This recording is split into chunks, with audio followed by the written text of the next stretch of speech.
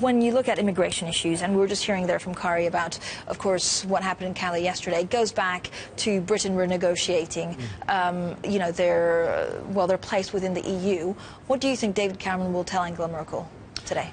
Well, I don't think the Prime Minister will actually appear with a shopping list, but put it that way, it's something as blunt as that. But clearly there will be particular areas of focus. I wouldn't say there's sort of a 4 or 5 point plan or whatever, but I think there'll be particularly sort of presented around areas such as protections for the single market, those that are outside of EMU. Areas which could actually see repatriation of powers to the UK Parliament.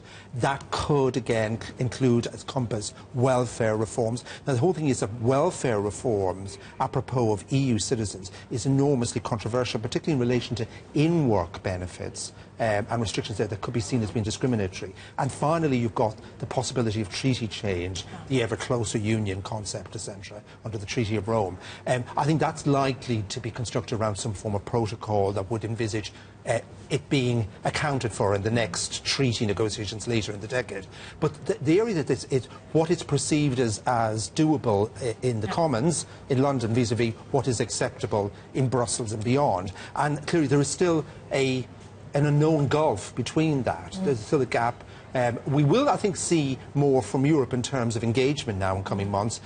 Our time frame is still looking at sort of a 9-month negotiation period, followed by 4. And then a referendum straight away, or after? 4 or 5 months then of campaigning. So I think we're still, May is being ruled out. So when are we going to hear, Bill, about the referendum risk impacting markets, if it does have an impact on the markets or the economy? Well, given the fact that the market sees this as a very limited risk, and our view is there's a 10 to 20% probability of Brexit. Right. I don't think it's going to be an impact tomorrow, similar to the Scottish referendum, unless we get big movement in the opinion polls. Our sense is that the... Do we believe the opinion polls Well, now? we go with the opinion polls still. That's what we have.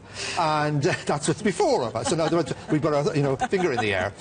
But I think our sense is that there will be clear evidence of support for continued membership in the polls throughout next year. Okay. Bill, thank you so much for all of that. Bill O'Neill there from UBS Wealth Management.